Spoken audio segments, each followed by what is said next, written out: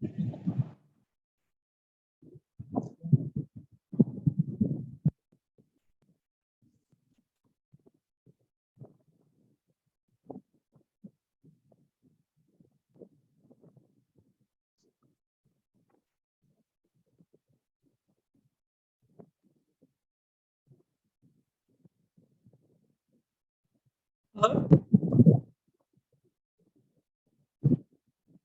Can you hear me?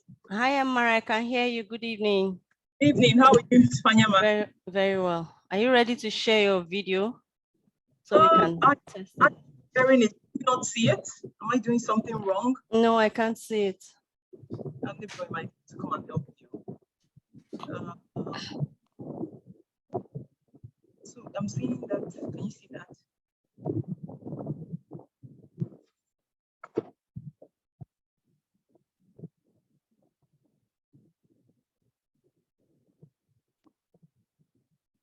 Video settings.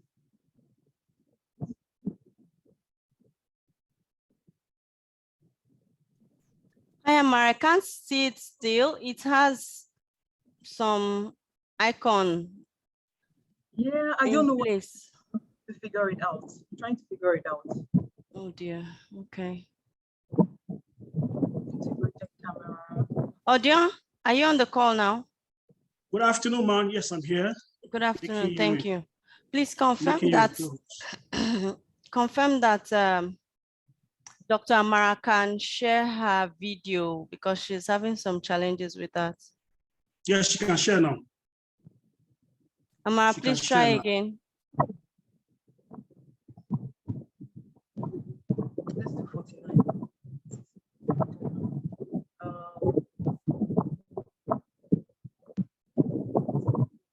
No, this webcam is integrated. Video settings.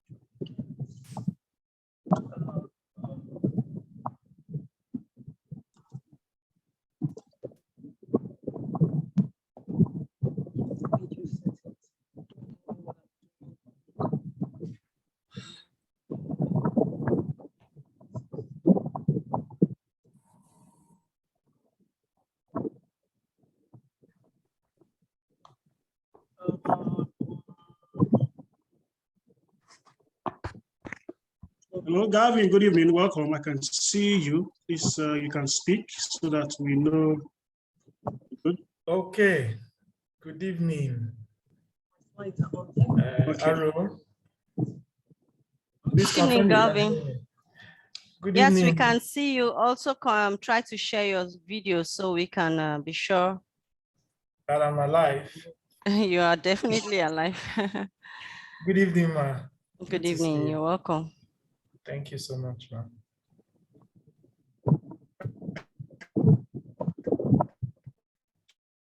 You can also see that the Dr. Amara is online.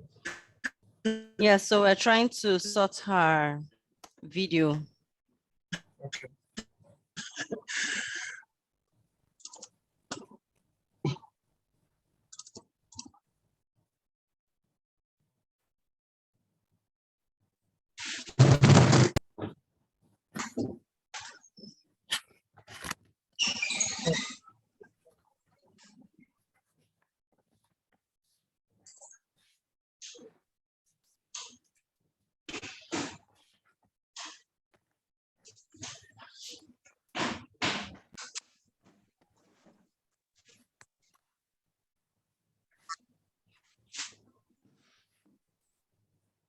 This exposure, I don't know. Hello, Chimere. Yes, Amara, I can see you now. Where I did. Amara, you're on mute. Yes. Dr. Amara, you're on mute. If you're speaking. Gavin is on the call now. Can you hear me? I can hear you now. I can see you as well. Yay. So thank you. Sure. Give me... Okay, so in 3 minutes, we'll be starting, right? That's to 5. Yeah, we will give some time for a few more people to join. Okay. And then Dr. Amara is online. Maybe Dr. Amara, yeah. She's online and you are here, I am here. I think the agenda is going to be complete. We just need to wait for more people to join in. Also, I don't know if she has tested her sharing ability so that she shares and we're able to see her. Absolutely. Absolutely. I need- Dr. Amara, can you try to share your screen just so we are sure you can share? Yes, give me a minute. I'm trying to. Just close all my windows.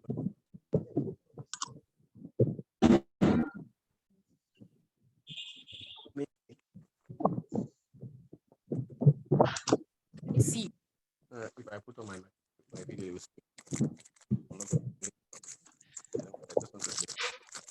My microphone is smooth. Go and tell him to it. Has he checked the thing? Yes, I asked him how much. What are you doing in the kitchen? All those cat on the. Odeon, please mute others who are coming on the call.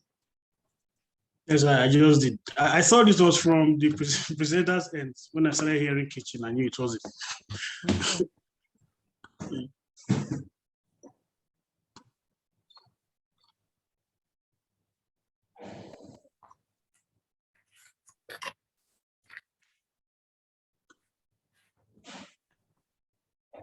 You guys need to call me today. I don't understand.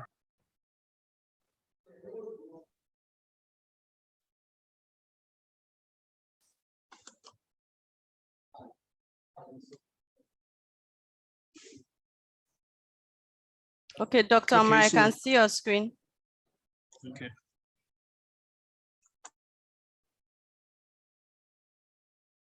So you're able to share. We can't hear you, you're muted if you're speaking.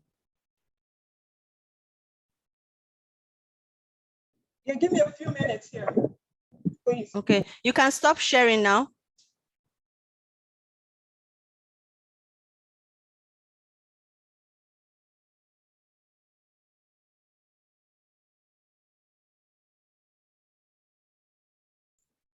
Okay, we're all tested and ready to go.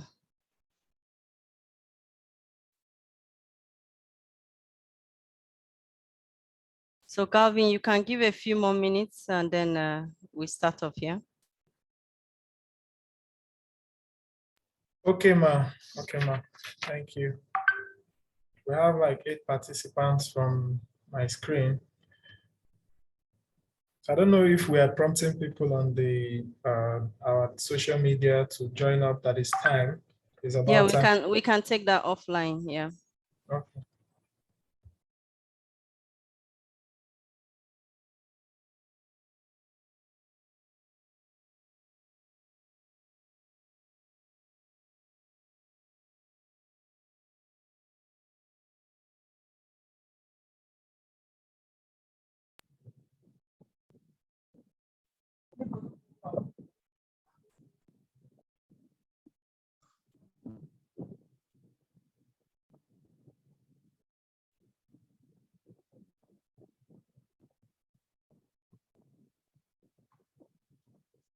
Hello?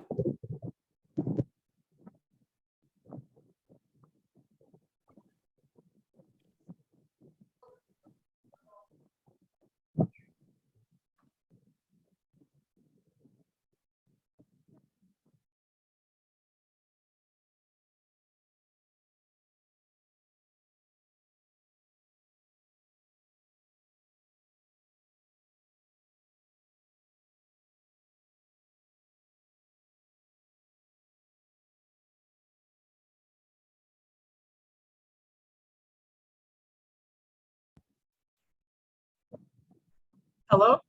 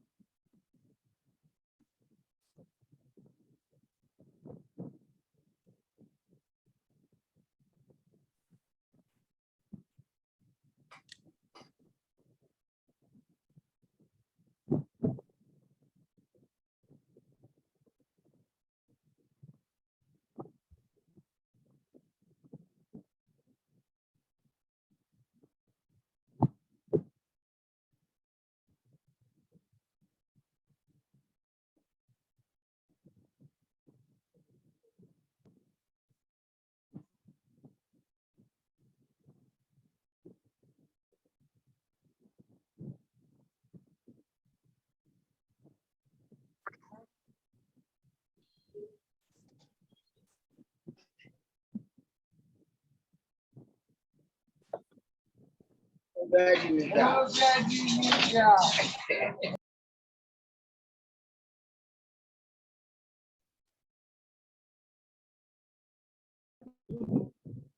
guess even Amaka is here.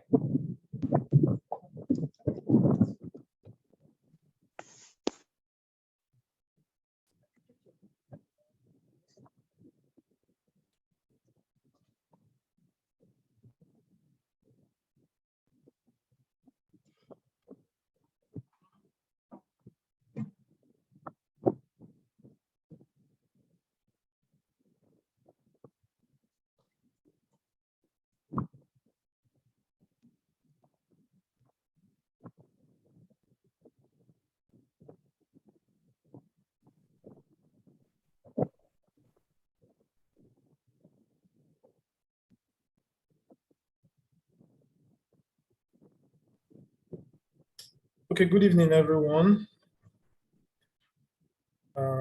We are all welcome to this series, and we are about to start. We are holding on for some of our participants to come in. So in the next 2 minutes max, we'll be starting up. We are all welcome. Good to see you all.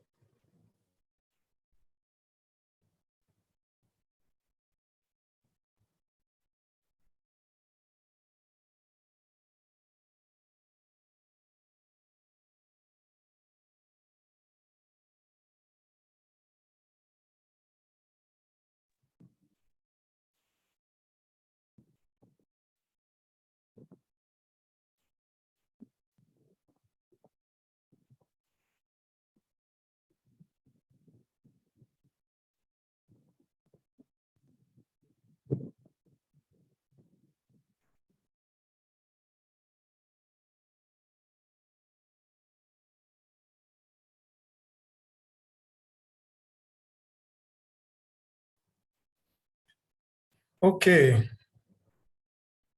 So we're starting right about now. A very good evening to everyone here. You're all welcome to SPE Lagos Health and Wellness webinar. Sleep to Thrive is the theme, prioritizing sleep for overall health and wellness. Our facilitator today would be Dr. Amara Emenike.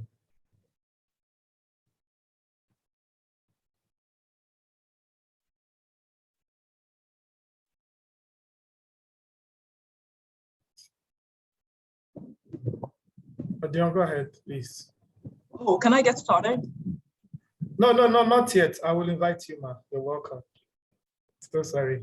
So we're going to be having an agenda coming up.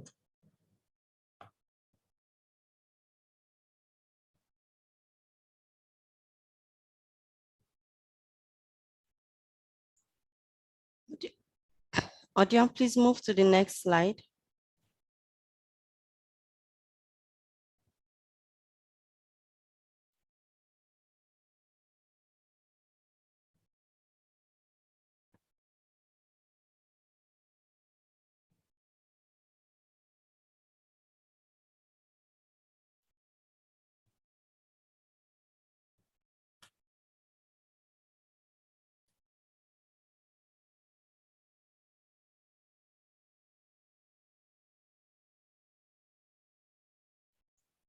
Okay, looks like we're having possibly network issues from the section admin. Let's give a few more minutes while he joins back.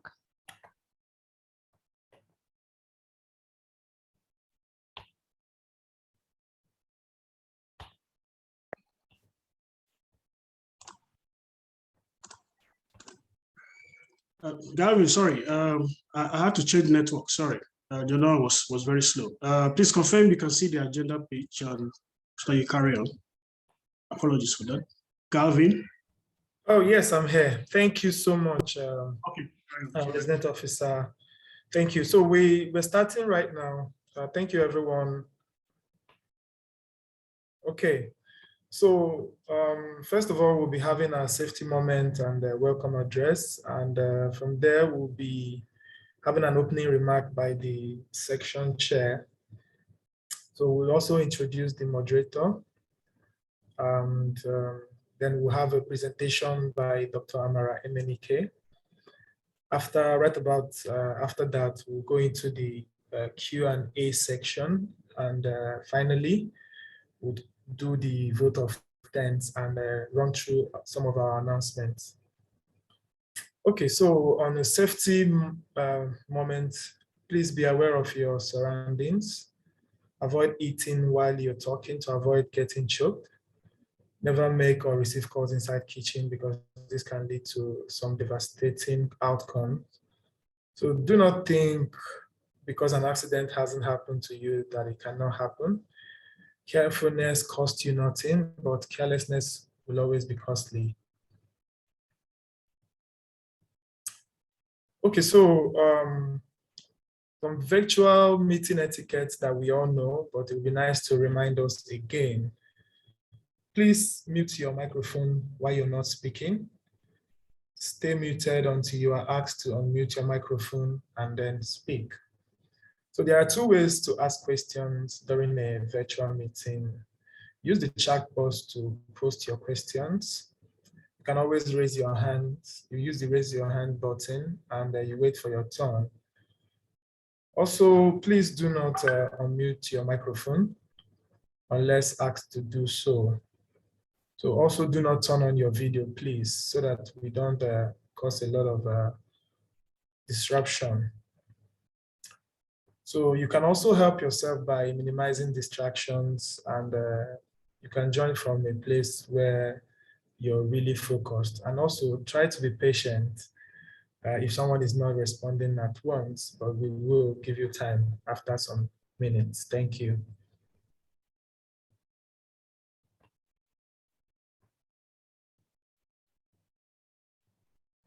Admin?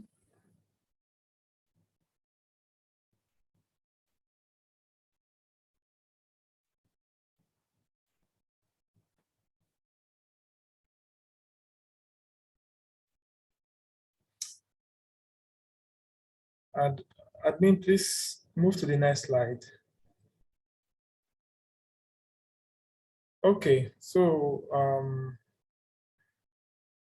without wasting much time, let the section chair give us the opening remark. Over to you, Madam Fayama.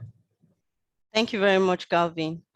Good evening, everyone. And I would really like to thank you for joining this session this evening. My name is Fayama Okoli, section chair for SPE Lagos section.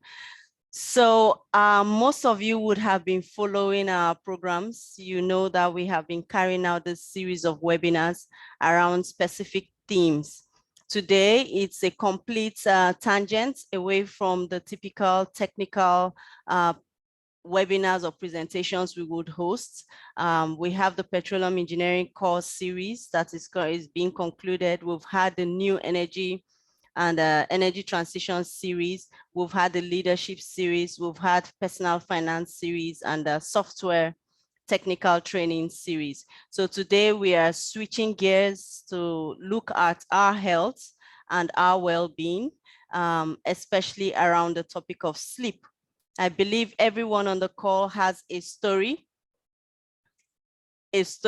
story, because it's not the same for everybody. We all have different styles, different circadian rhythms, I would say, and that also affects the quality of life that we live. So today, Dr. Amara is here to join us and really give us an in-depth understanding of the impact of sleep, the value of sleep for us, especially oil and gas professionals who like to thrive in our careers, in our technical expertise. We want to grow, we want to be the best versions of ourselves.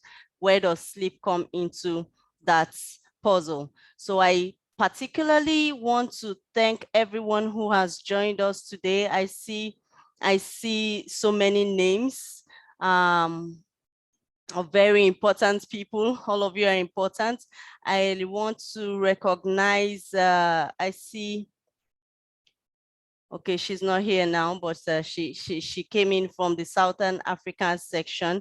And I see a number of other people. I recognize you all. I say welcome to you. Thank you for joining us today. I hope that by the time we finish the session, we will have a course to pick one or two learnings from the session today. Continue to follow SPE Lagos section because we believe in the value that members get from their SPE membership, and we want to ensure that everybody picks one thing or the other from their SPE member benefits. So with that, I would welcome Dr. Amara. Thank you for honoring our invitation. You are welcome to the session. And Galvin, please go ahead and read through Dr. Amara's profile. Thank you. Okay. Thank you so much, Madam Section Chair, Mrs. Fayama Okoli. So we are all welcome to this section event. This is going to be very interesting because this topic is also one topic that I'm very, very particular about. Sleep is very important for everyone. We cannot run away from it. Some topics we say, some people would say, I'm not this is not part of my calling. This is not my area of expertise, but sleep, everyone is involved when it comes to sleep. And I know that Dr. Amara would be doing justice to this topic and also would be sharing some nuggets while during the Q&A section. And okay, admin, I'm waiting for you on Dr. Amara's profile.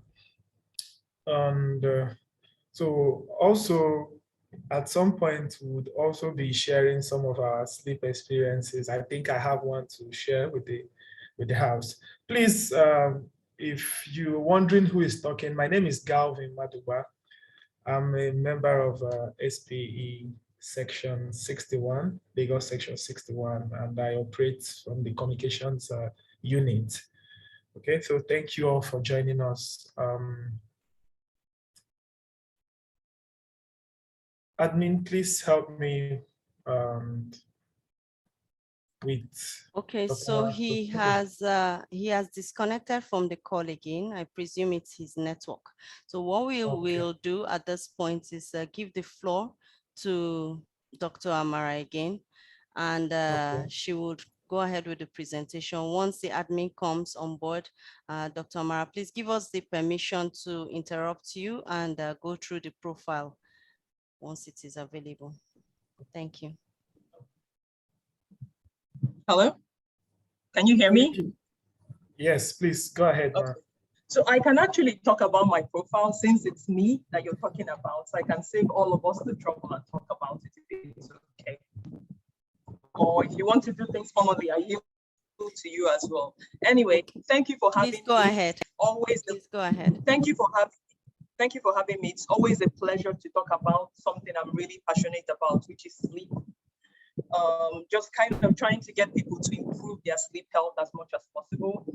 My name is Amara Emenike. I'm a sleep medicine doctor. I'll tell you briefly about my sleep story because I know that we don't have a ton of time and there's so much to talk about because this is a topic I find very interesting. So should I get carried away?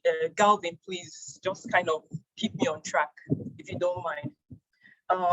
So I think, of course, I was born in Nigeria, raised in Nigeria, went to the US in my 20s, did an internal medicine residency, completed that, and I worked as a hospital physician for a bit. Because of my childcare responsibilities, I prefer to work at night so that I could spend more time with my kids. So I used to work the 7 p.m. to 7 a.m. shift. Then after that, I went to like the graveyard shifts, like 4 p.m. to 2 a.m. So when I did that, I typically didn't get home till like 3:30. I was in a boot camp, so I worked out around 4:30, so I didn't sleep. I worked out 4:30 to 5:30, got home about 6-ish, got my kids ready for school, dropped them off at school at 7:38. I went home, took a nap when I could sleep, and if not, I would just kind of wing it. Then around midday, I had to go pick up one son, then picked up another son at 2 because my husband was typically traveling. So because of that, I was barely getting any sleep. So I developed all sorts of issues, weight gain. I started having borderline blood pressure issues, borderline diabetes, and all of that. So I went to my doctor, my primary doctor, and I told her the problems I was having. And she just said, oh, you're young, you shouldn't have any problems. Just sleep, work out and sleep, exercise and sleep. And I was doing all of that. I still couldn't sleep. My mood was off, I wasn't in a good place. So and no offense to doctors in the house, when I realized my own primary doctor couldn't even help me, I started doing a lot of research about sleep and what was going on with me. Then I found that my internal clock, something called circadian rhythm, it was out of synchrony with the external clock. So because of how I had twisted up my sleep schedule on the inside, my internal clock was confused. So it wasn't sure when it should be sleeping and when it should be awake. So at work, I will feel very sleepy. Remember, this is 4 p.m. to 2 a.m. So I'll feel really sleepy at work. Then when I get home, I'm wide awake. When it's time to actually take a nap or sleep, I'm wide awake. So this continued until I realized I couldn't do this anymore. So I resigned from that position and I did a sleep medicine fellowship. Then, the more that I learned about sleep, the more passionate I became. And today that I work like a regular 9 to 5 schedule, not 9 to 4, actually, I just went back to normal when I got on a regular schedule. No medicines, no diabetes, no hypertension, none of that. I'm just like my regular self. And also very happy in addition because I'm sleeping really well. So my goals today are to get you guys to think about your sleep. Everybody has a sleep story. What worked for me may not work for you, but it's just to create an awareness of how important this is and the far-reaching consequences of basic things like not getting enough sleep, the impact it can have on your health and overall well-being. So I'll share my slides. Yes.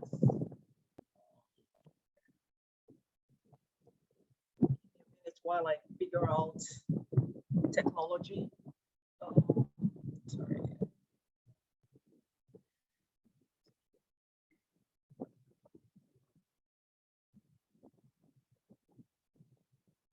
Can you guys see it?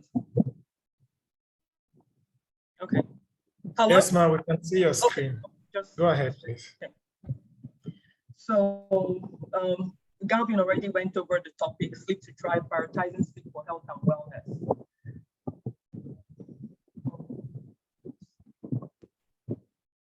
So this is what I would like each and every one of us to be doing. I mean, look at her. She looks so peaceful. She looks like she's been sleeping for a while and she looks like she's really enjoying it. This is what I want to do every night. And I hope at the end of this talk, you guys want to do the same thing. So the objectives of this discussion will be to highlight the importance of sleep, to create an understanding of why we need to prioritize our sleep period for overall health and wellness, and to also share some tips that will help you get a better night's sleep. And like I said earlier, this is really individualized. Like what works for Fanyama will not work for Amaka, it won't work for Galvin. So you really need to think about what it is that can help you improve your sleep, what specifically is applicable for your lifestyle and the stage of life where you are at right now. So I think, something that is curious enough would be, what is sleep? Has anybody ever thought about what sleep is?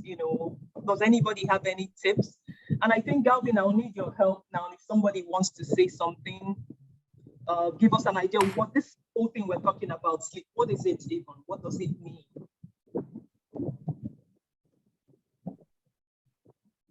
And you can type in the chat box. I guess, Galvin, you can read it out. If there's anybody that feels bold enough to venture to attempt to answer the question, Yeah. What is?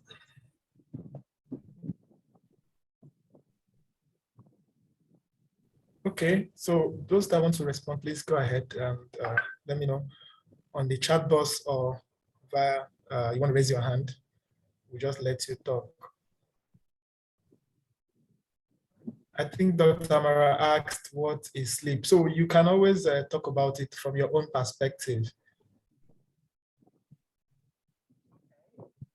Okay, so someone says sleep is a period of rest. Okay. That's on the chat box. Okay, that's good.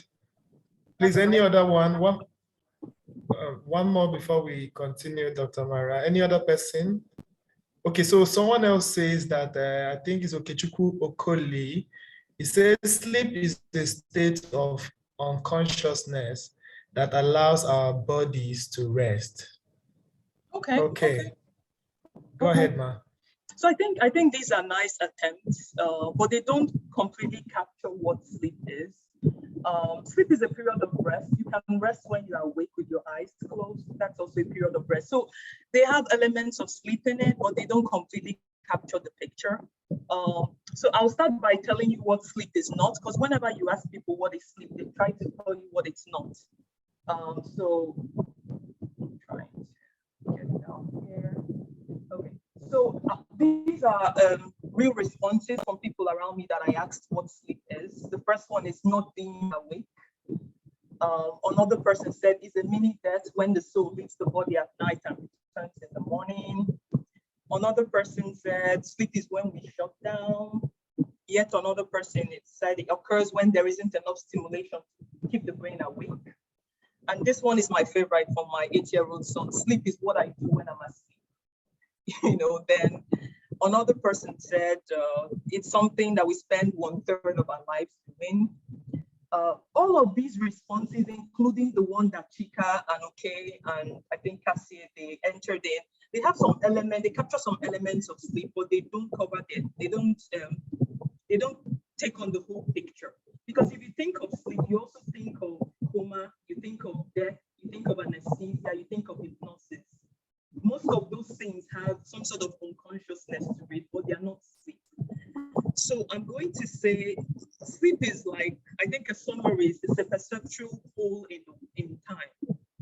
So you know what happens before you fall asleep. You know what happens after sleep. You have no idea what happens in between. So it's just this period when there's a wall between your consciousness and the outside world. How it's distinguished from those other states that are sleep-like states that I mentioned is rapidly reversible. I mean, death is not. Anesthesia can be, but anesthesia is not naturally occurring. And for the most part, it's not periodic. Sleep is something that happens on a daily basis, or at least pretty frequently. It has a time when it just has to happen, even if it's for a few seconds. So it's hard to define what sleep is, but we know some qualities that help you.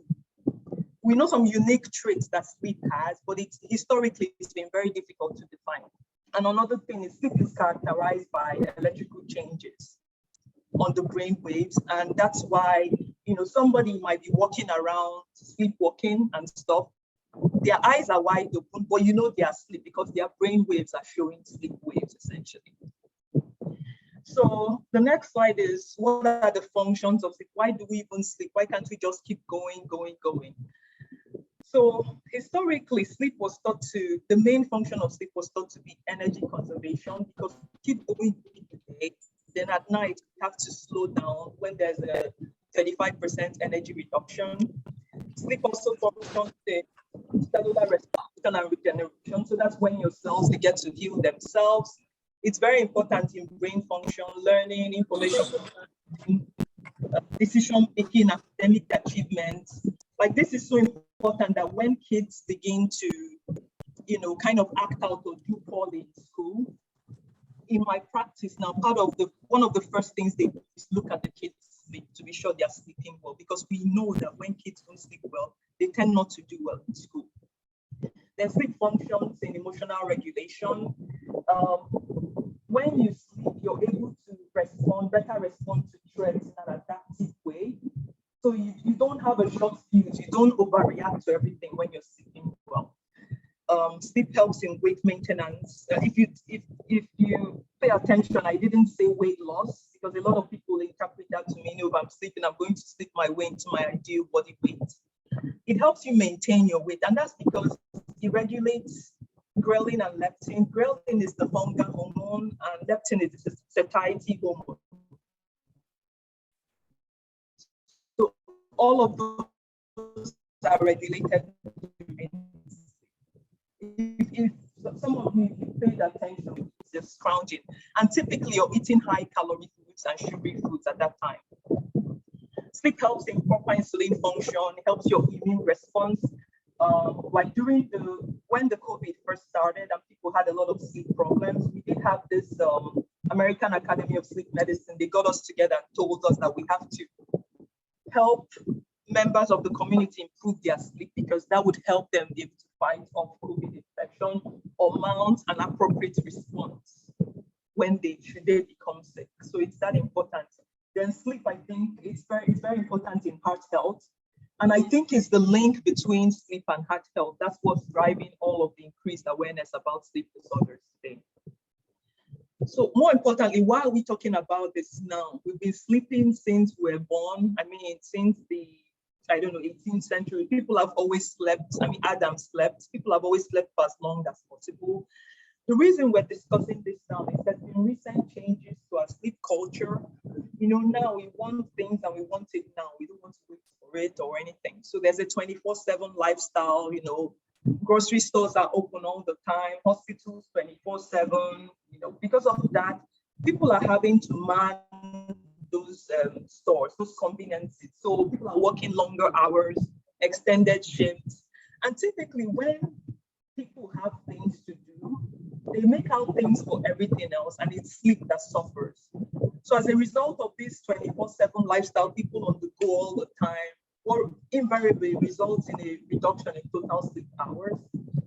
Then another reason we're talking about this changes to the sleep culture is these electronic devices, they are following us into our bedroom, our bathroom, is following us everywhere. So, middle of the night, people wake up, the first thing they think of is looking at their phone. I don't know, they want to see if they've gotten a mail from the president or whether they've won the lottery. I usually just recommend that you try to put your phone on a dresser, at least. Make it difficult to look at your phone, especially during your sleep period. So in addition to the changes to the sleep culture, as I said earlier, the emerging link of sleep disorders with chronic diseases like heart disease, strokes, diabetes, that it's really driving a lot of the interest in sleep today. So another big question is, what is enough sleep? How do I know if I've had enough? Can there be too much sleep? Can there be too little sleep? This is another one that has been difficult to define because sleep is an individual thing. My short answer to this question is enough sleep is whatever is sufficient for you to support your alertness, your performance, and your health.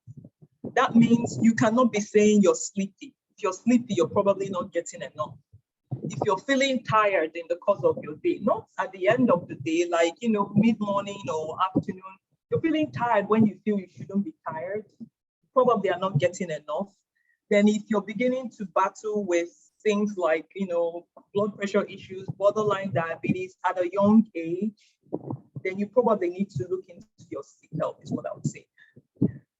It's important to note that there are two dimensions to sleep. There's the sleep quality and the sleep quantity. A lot of people are focused on the quantity. Oh, I get my 8 hours. I don't know why I don't feel restored.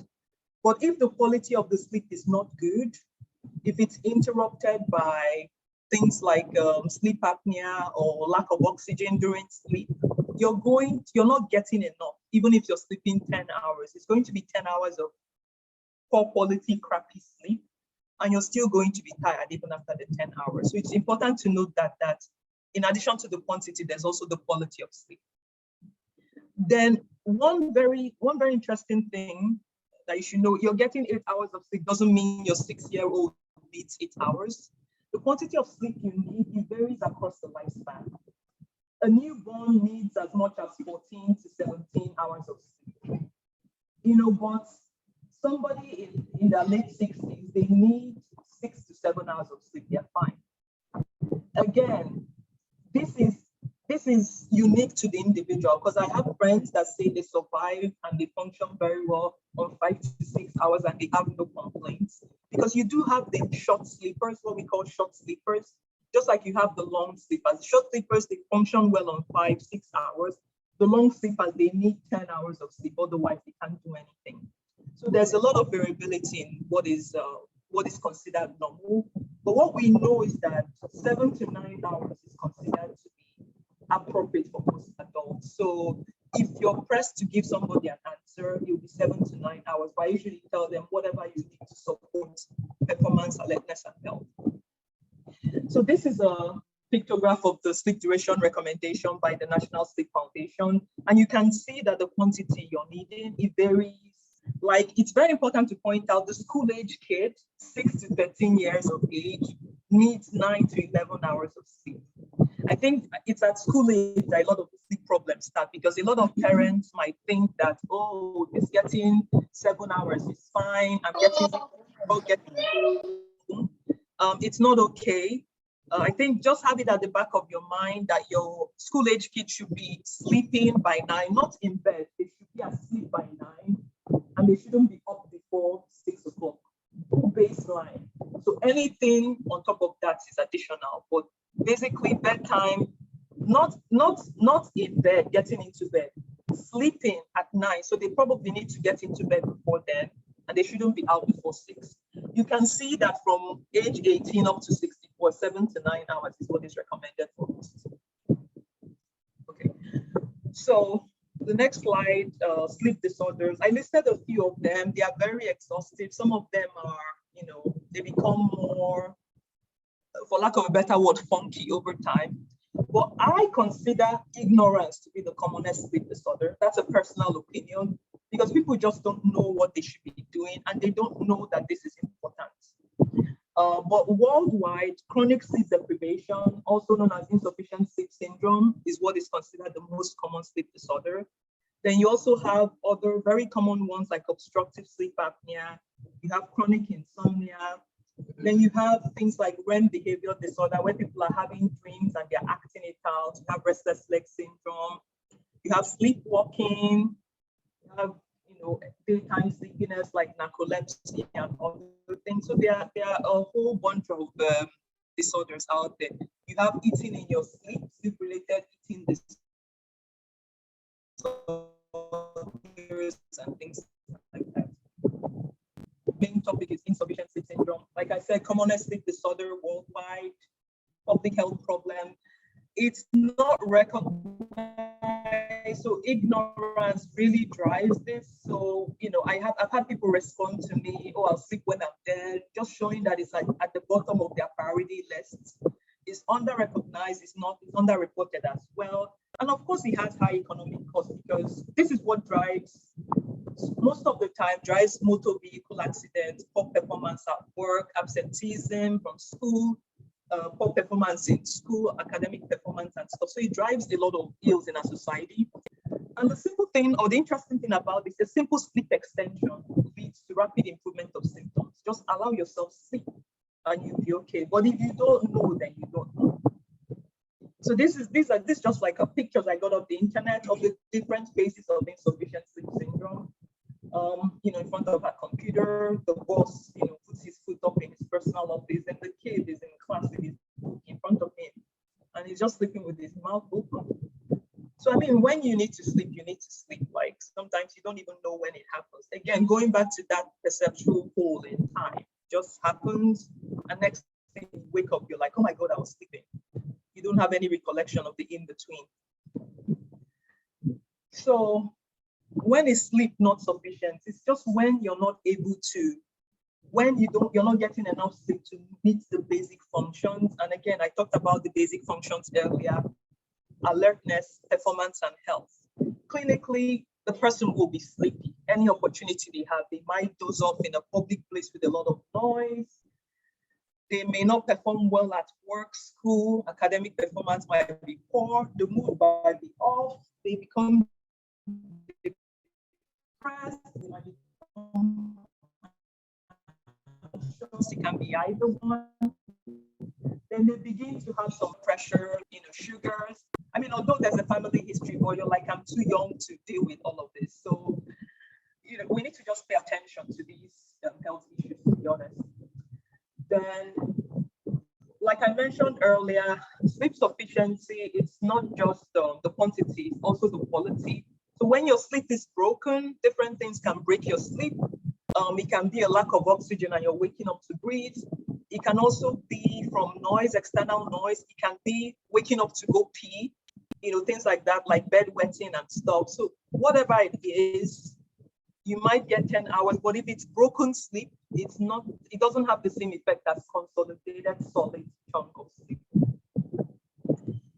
So it's very important to distinguish insufficient sleep from insomnia, because both of them, there's not enough sleep and people are not able to function. They say they are tired, they are fatigued, they may be sleepy or not, but in the person with insufficient sleep does not want to sleep, so it's different. I can't sleep, but I don't want to. Then the person with insomnia is, I want to sleep, but I can't. That's just a simple way to look at it. So insufficient sleep, you're restricting yourself. Oh, I have all this work to do. When I finish, I'll sleep. And next thing is 3 a.m. and you have to be at work at 5 a.m. So the person with insufficient sleep, when you give them some time, they will fall asleep quickly. And they can easily reverse their sleep if they sleep consistently as they should. But insomnia, you give them some time, they're just not able to sleep. They stay there and they're tossing and turning. They're just not able to. So like I said, insufficient sleep is very common, 1 in 3 adults. Some of this is US data. I have to tell you, I was struggling to find data in the Nigerian population. So 1 in 3 adults sleeps less than 6 hours per night. It's very common in the Blacks. Thought to be related to low socioeconomic status. Caregivers, by virtue of taking care of somebody, when they need something, you wake up and that's it. That truncates your sleep to an extent. Then occupations, engineers when they're on the rig, physicians in the hospital, nurses, they are all prone to insufficient sleep syndrome. Even police officers, etc., grocery store workers, those that do shifts.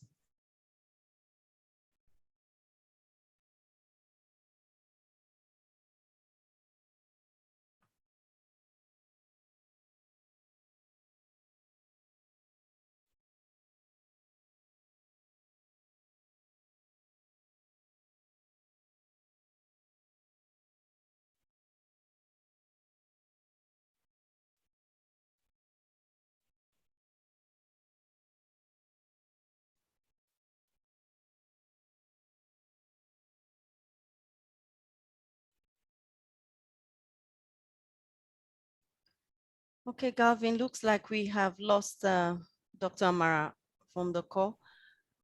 Oh, So okay. I can't hear her So I anymore. was myself neither. I was thinking that it was my own network. I was busy switching networks. Okay, so I think while we we can see use how this we can, yeah, to read her yes, bio. yes, sure. So while we're trying to reconnect Dr. Mara, please, while you're on the call, I would like to share my screen and read her bio so that we understand who is talking to us. Okay, so I'm sharing my screen right now, and please confirm you can see my screen, please. Yes, I can. Go ahead. Okay, so Dr. Mara Menike is a sleep physician with Christos Health, helping to expand access to sleep health services in East Texas. She has helped to grow and develop sleep programs as a medical director of the largest sleep disorder center in North Florida, and the program director of outpatient sleep clinic in Tallahassee, and that's in Florida too. She is on the advocacy committee of the American Academy of Sleep Medicine, where she helps to influence policy decisions targeted at improving sleep health. Dr. Mary Menike completed her medical education in the University of Port Harcourt, Nigeria. She has a graduate degree in public health with emphasis on health policy and management from the Johns Hopkins University in Baltimore. She completed her residency in internal medicine at Columbia University, New York, and subsequently a fellow in sleep medicine at the University of Michigan, Ann Arbor. Dr. Emenike has a personal sleep story like most of us, having experienced firsthand the effect of sleep disorder on health awareness. Consequently, she is passionate about creating individual and community awareness on the profound benefit of prioritizing one's sleep health. Dr. Emenike is a public speaker and author, having written several papers and newspaper articles on sleep health.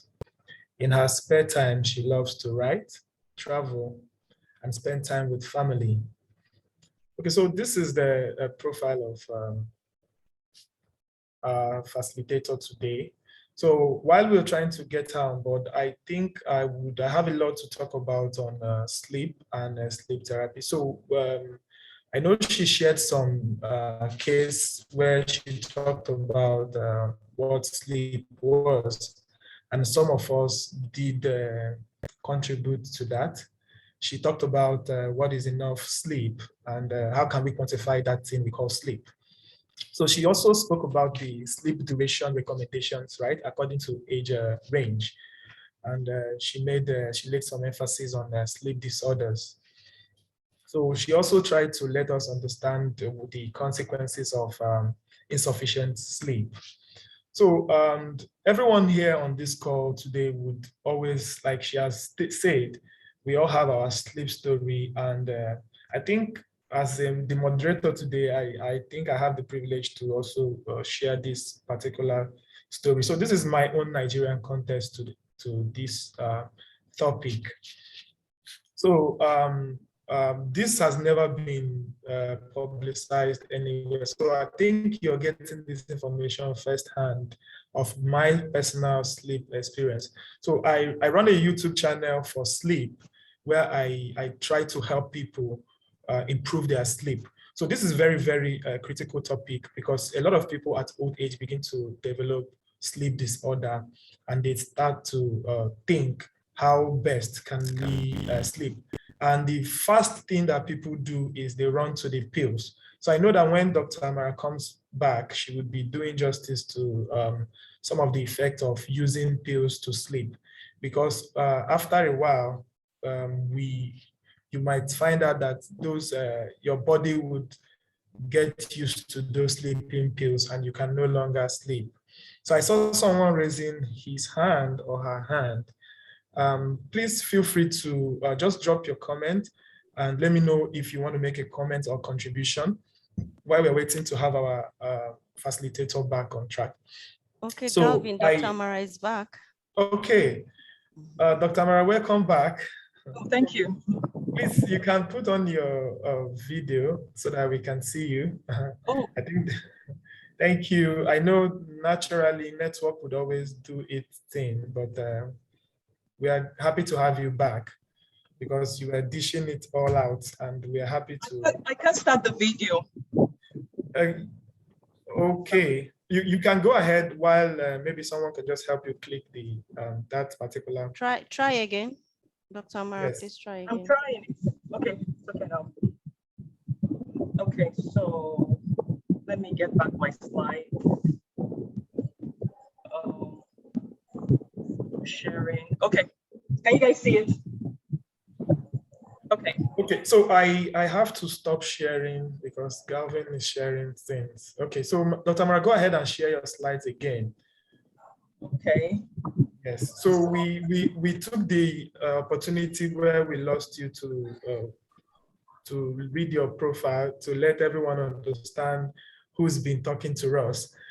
And we're happy to have you back. So we can see you now clearly. So please continue Okay. now. Okay, trying to figure this out. Can you see my slides now? Okay. Yes, we can see your slide. Yes, very well. Okay. Go ahead.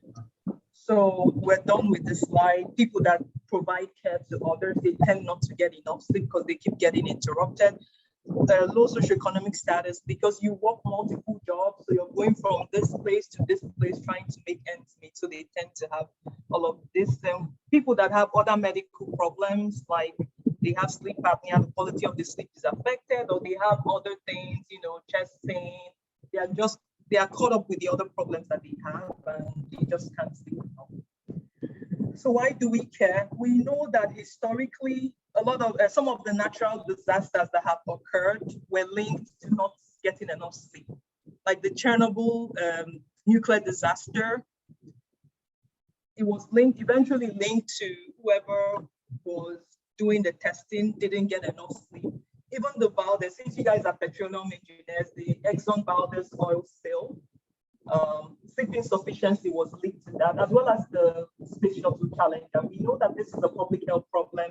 Like Galvin was saying, a lot of people that he knows are dealing with it. And I'm sure a lot of you that I'm speaking with have dealt with it at some point or the other. It's very highly prevalent.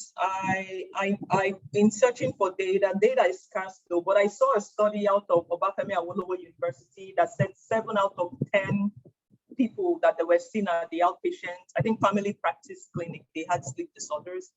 So I think they were just trying to create awareness that the primary care or family physicians need to be screening people for sleep disorders because it was very prevalent.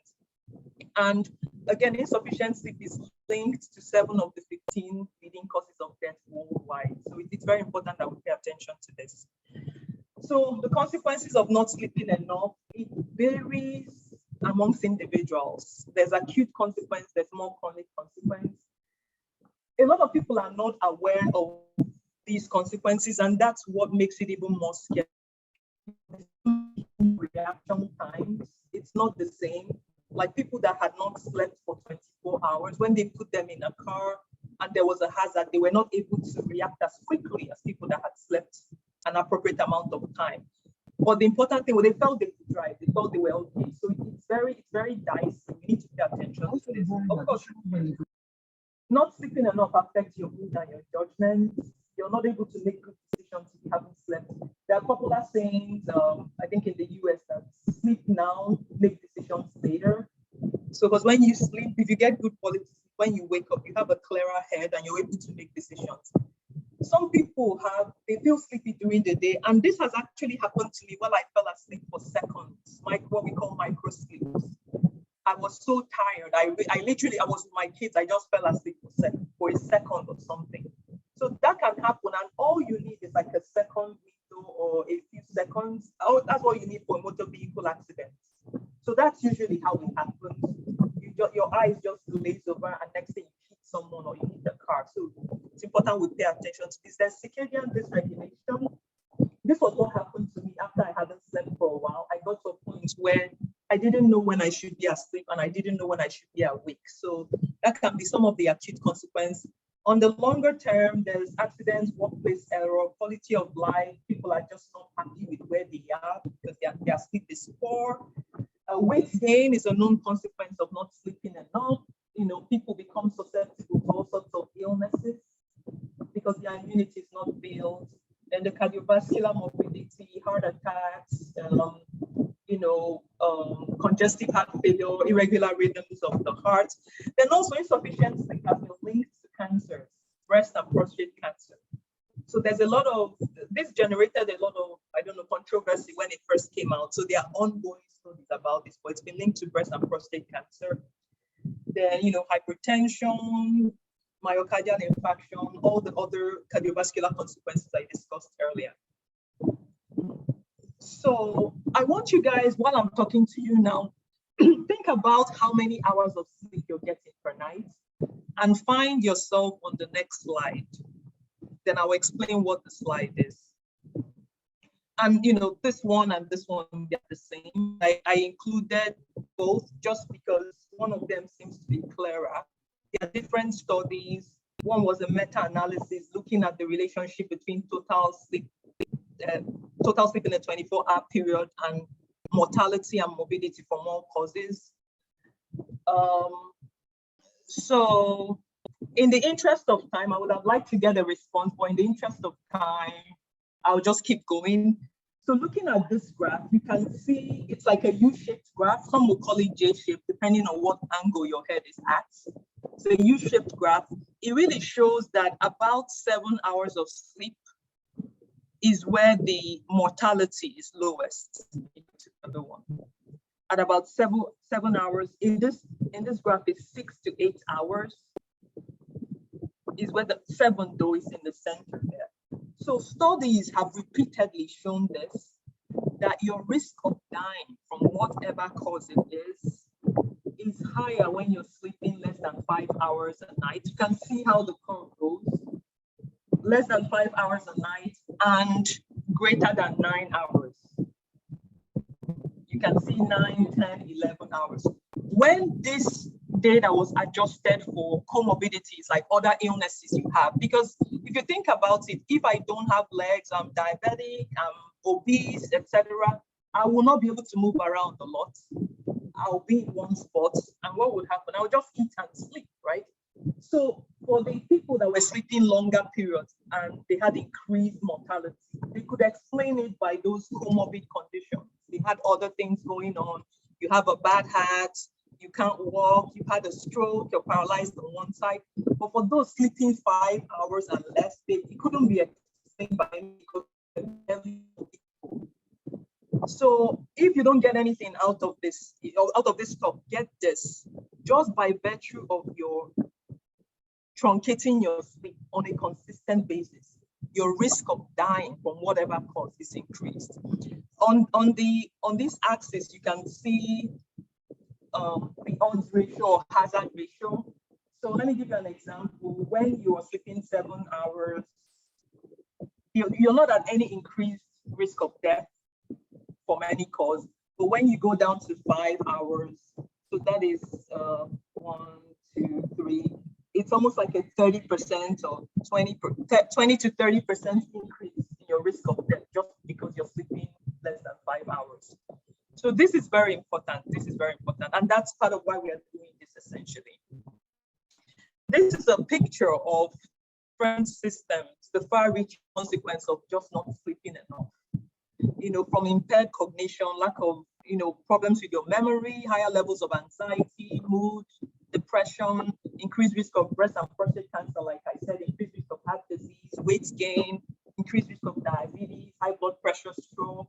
It's all in there. Like the thing, if picture is worth 1,000 words, just get this essentially. So the question is, what can I do? You can just help yourself, just increase your sleep. Just try and sleep more. You have to prioritize sleep because you have the window. You just need to realize this is important.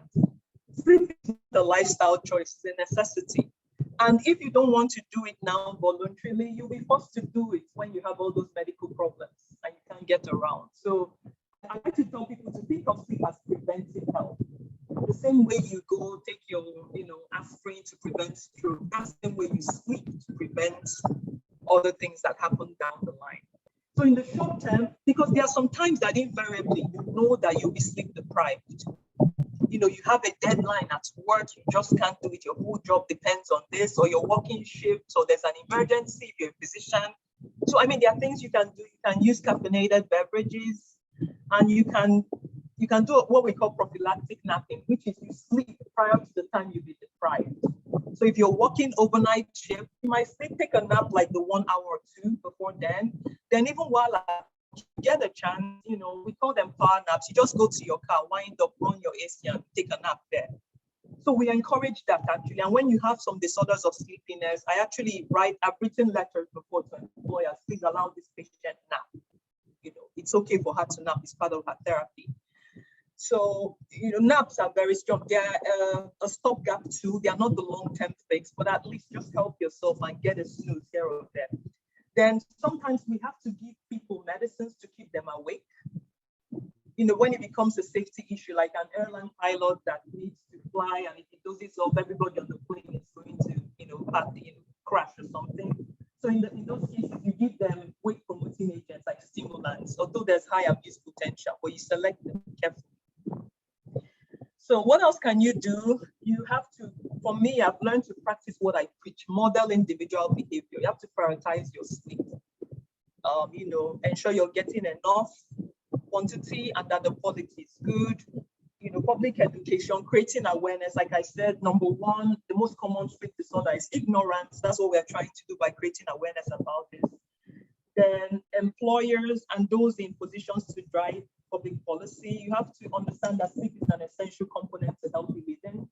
And a lot of people have caught on to this. In universities, they have sleep pods where they just go and snooze for 20, 30 minutes. These are different sleep pods, sleep tubes, whatever they call them. They are at airports, they are in libraries, school libraries, they are in universities, they are in public spaces. You just go there, get 20, 30 minutes.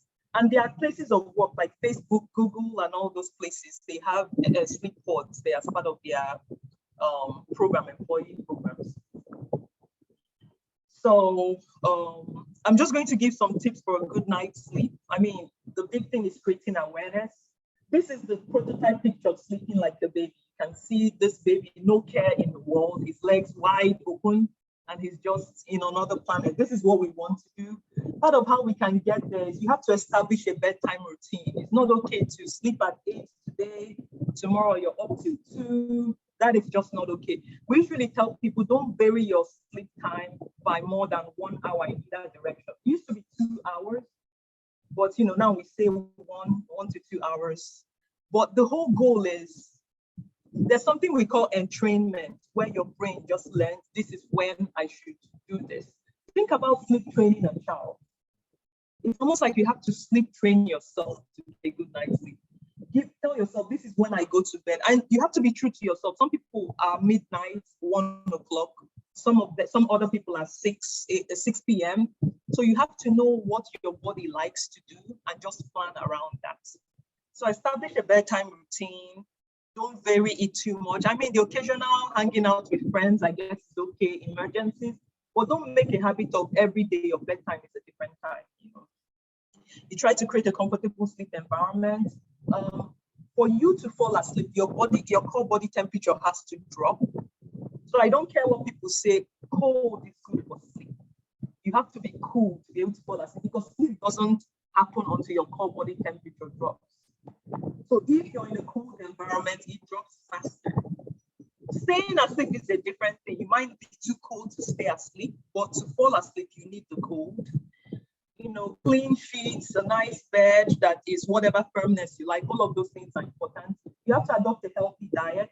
Sometimes people have sleep problems because they ate a big bowl of beans before they went to bed and they're having reflux, or they ate something spicy and they're having heartburn.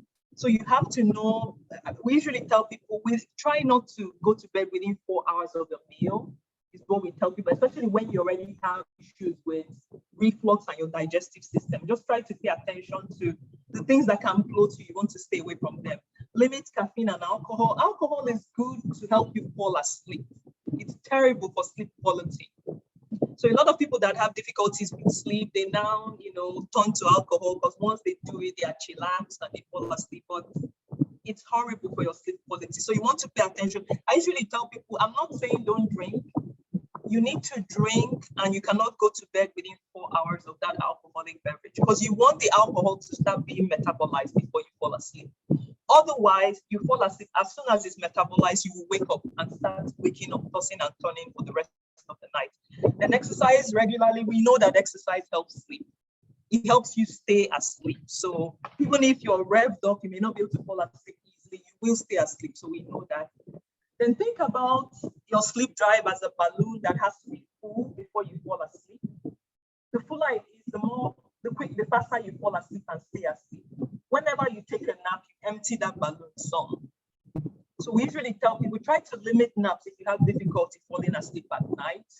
And if you cannot limit naps, you want to nap earlier so that you have enough time for that balloon to get full again. Because the balloon has to be full for you to fall asleep. Some other things that help you fill the balloon is exercise can help you fill that balloon. Physical activity help you with that. Then practice mindfulness. I mean, you can't just get into bed and expect to fall asleep immediately. If you're sleep deprived, that tends to happen really quickly, but you have to allow some wind down time. That's what mindfulness is, where you're just thinking about pleasant things, maybe playing some music or whatever. We usually say limit activities in bed. The bed is for sleep, sex, and sickness. Nothing else. All those talking on the phone, watching TV, it's very bad because your brain makes an association with being in the bed and being awake. So it gets confused when you get into bed. You're not sending a clear message. It's like your brain is like, is it time to watch TV or time to call your friend? Or am I supposed to be sleeping now? So we say those things you do in bed, limit it so that whenever you get into bed, there's a clear signal to your brain. This is sleep. It knows to shut down. Then sleep position. We know that sleep position is very important for oxygenation.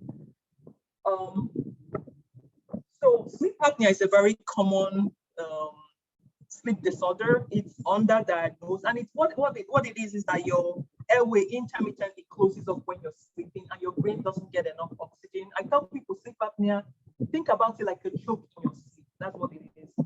So a lot of times people are waking up multiple times at night. They say they think they are waking up to pee, or they are really waking up to breathe from their airway being closed. Then they feel a full blood after that. So sleep position, this sleep apnea tends to be worse when you're on your back. So there are some people that you give positional therapy to tell them to sleep on their side, on their stomach or something. But a lot of people, they have back issues. So laying on the back provides the best support for your back. But it's horrible for sleep apnea because even for those that snore amongst us, they know that when you're on your back, snoring is worse because the airway is narrower. So you want to stay on your side. Stomach is not good for back support, but you definitely don't want to be on your back. I think that's the end of the presentation. I have some references here. Then you can always go to National Sleep Foundation and some other websites for more information. And I got these pictures off the internet, but I thought they were very apt for professionals. Tired minds don't plan well. Sleep first, plan later. Then sleep is an investment in, can't even see because you guys are blocking. Well, you guys can read it though. So that's the end of my presentation. I'll stop by saying just choose sleep. It's a very simple decision. Just choose to prioritize yourself. Thank you so much. Thank you so much. Please, we can do a virtual round of applause, Dr. Amara. So thank you so much for this. I don't even know where to start because this is a very, very important topic. Health, they say, is wealth, and sleep is a good therapy to improve your health. So Dr. Amara Emenike has done justice to this topic. She has taught a whole lot. And on the recap, before we go to the questions, please, Dr. Amara, we have a few questions on the chat box that I would like you to just, in the next, this Q&A section will last for maybe 5-10 minutes because we'll be rounding off shortly.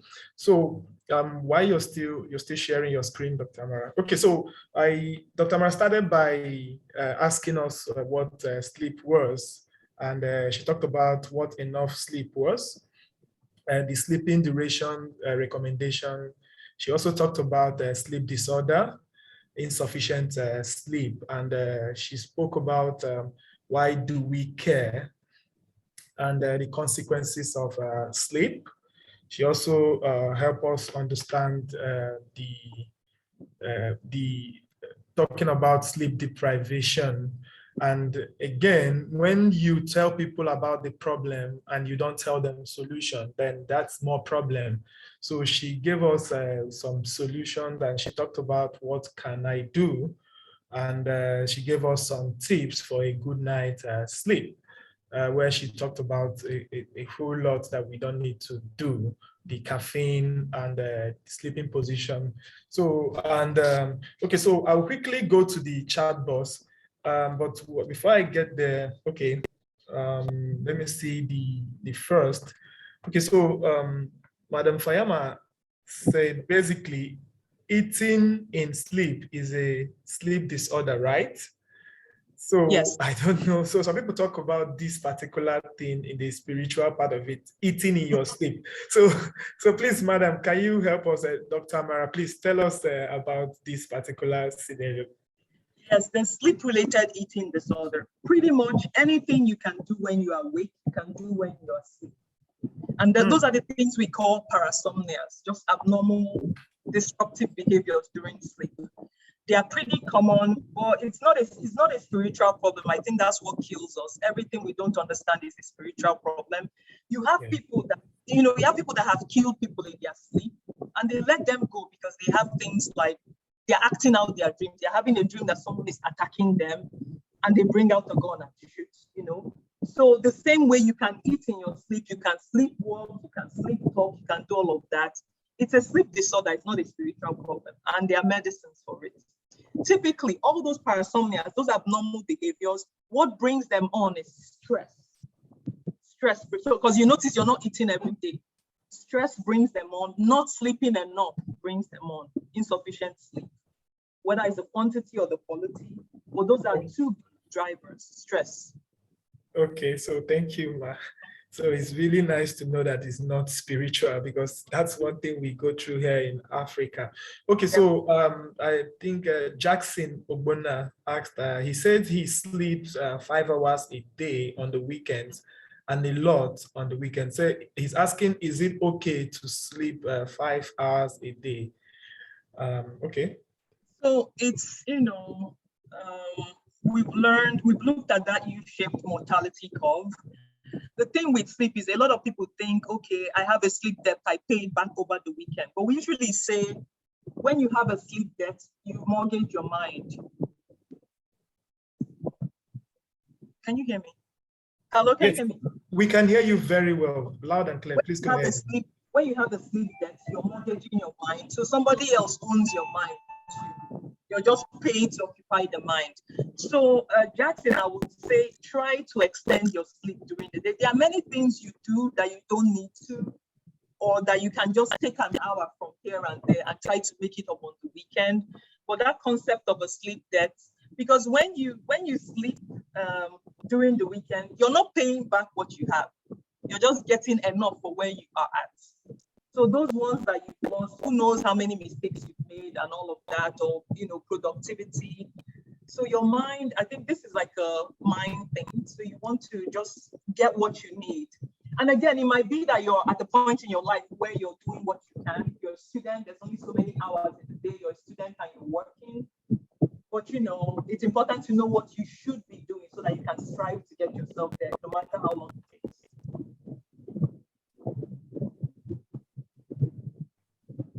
Okay, thank you so much, Ma. We have more questions from the chat box, but I want to quickly share just a little story about myself. So this happened to me, like, you know, maybe Dr. Amara, you don't know, I run a YouTube channel where I advocate for sleep and I help people sleep properly. We create good sleep music, and we help people. Then we'll talk about our sleep situations and find solutions to them. I think after this, we might have a talk about that. But one thing that happened to me that is very unique that prompted, that was back in 2016. I was, if you know Lagos very well, I was driving from the island to the mainland. So from the island, that was about 11:55 p.m., almost midnight, as I was entering Third Mainland Bridge. The moment I entered Third Mainland Bridge, I drove for like 5 minutes and I slept off. And the rest was history. Thank God I'm alive. Nobody understands that situation. And I think this part of why I just raised this particular topic up is on the YouTube channel, I'm talking about what happened that day and how. There was no accident, actually. It was a whole lot of things that happened. And I after reminiscing for a while, I thought about, what if I had died? What if I was inside the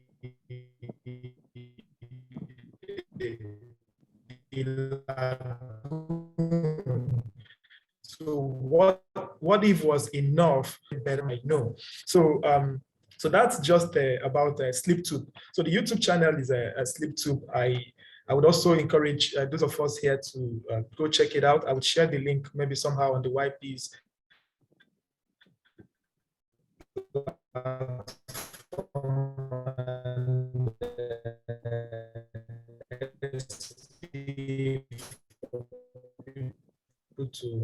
to be part of it. The chat box, okay, Madam Fayama again.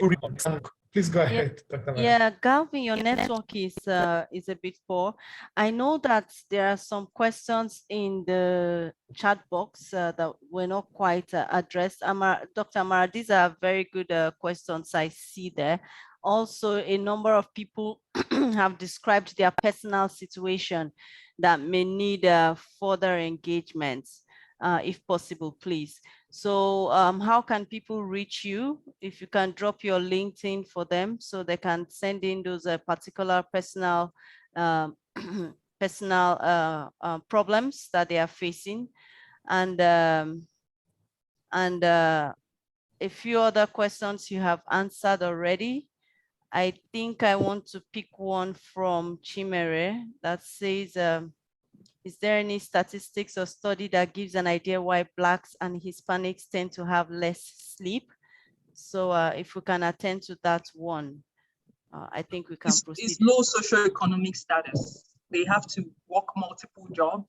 It's usually what happens.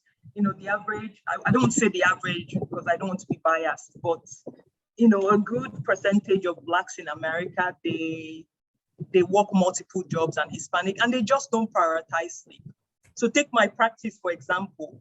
The Caucasians, they come in and they tell me, you know, I'm just not doing well. A buddy of mine saw you and, you know, tested him, you put him on treatment, or you guys went through a couple of things, and now he's sleeping so well.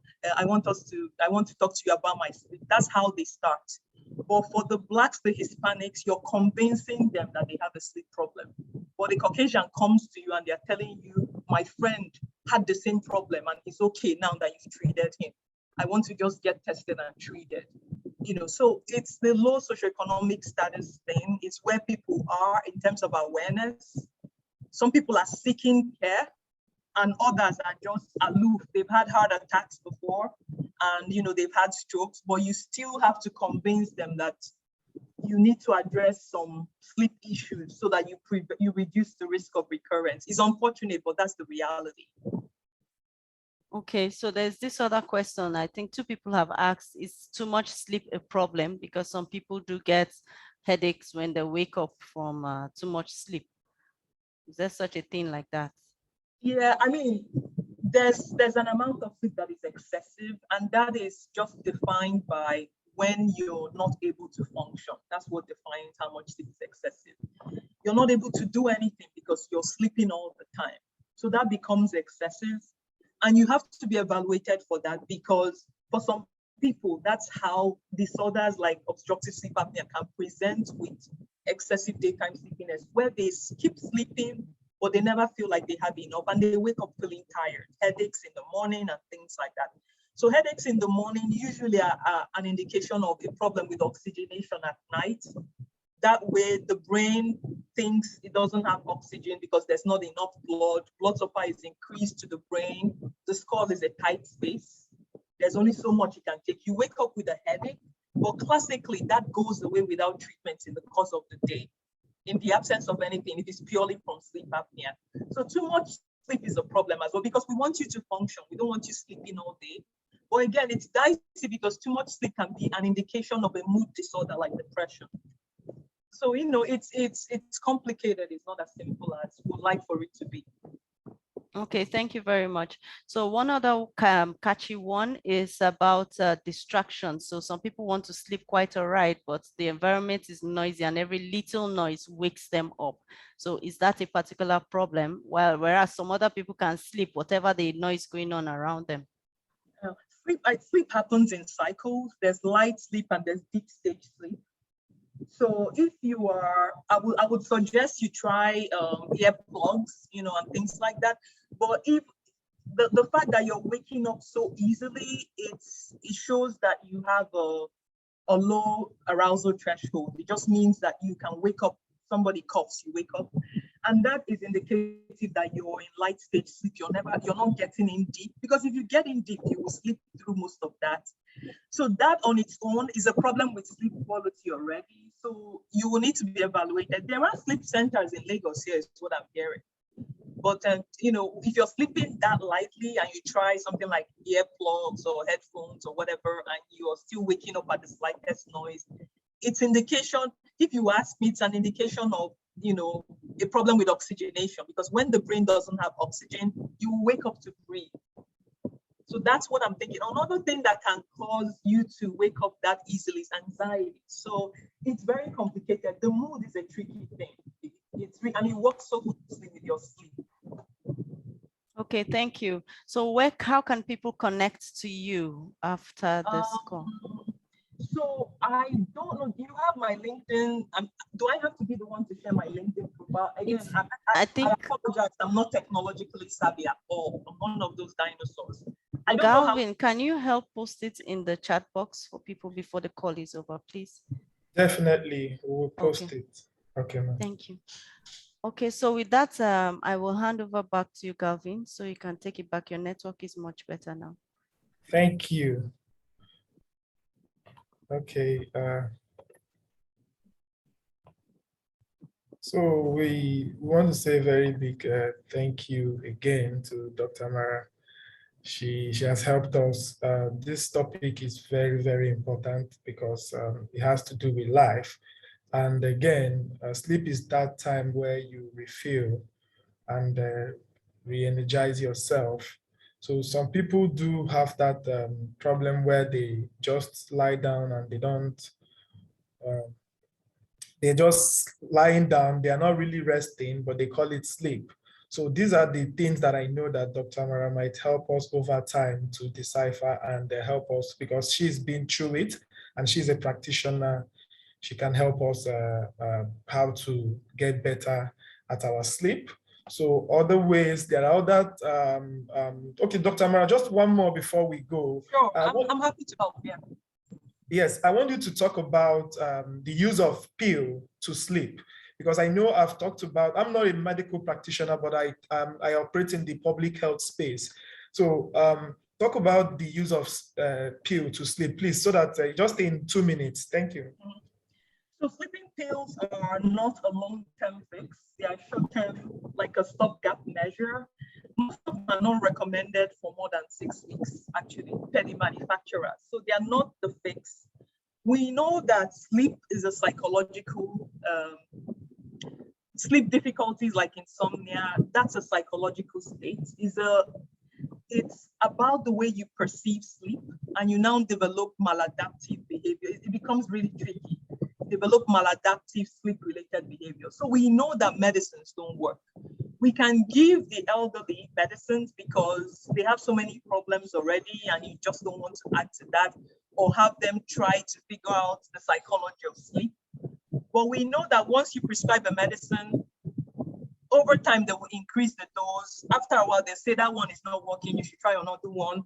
After a while, the second one is not working. We know that for a fact. So I prescribe sleep medicines, but I just set expectations that this is what we're going to expect, so that when you start having problems or it doesn't work, you're not, chasing me all over Texas, oh, Dr. Menike, I can't sleep and all of that. So I set that expectation. The first line treatment for chronic insomnia is cognitive behavioral therapy for insomnia. You change the way they think about sleep. You change their behaviors towards sleep. And when those two things change, they just start sleeping better. So let me give you an example. Someone has struggled with sleep for years. When they think around the time of bed, when it's time to go to bed, they already become defensive. Oh, this thing that I always struggle with. Look at my husband, he just puts his head on the pillow and goes off me every time I'm fighting. So they become defensive. Think about the sleep state. For you to fall asleep, you have to be relaxed. So if you're already tense and you feel like you're fighting sleep, it's not going to happen. It's not going to happen. Some people, all that, checking their clock. Oh my God, it's 5 o'clock, I haven't slept. You're tensing yourself up. We usually say, don't look at your clock at all when you can't sleep. Why? Because it doesn't change anything. It just makes you more anxious, and anxiety is not ideal. But that first treatment by all the academies of medicine, that's what they recommend.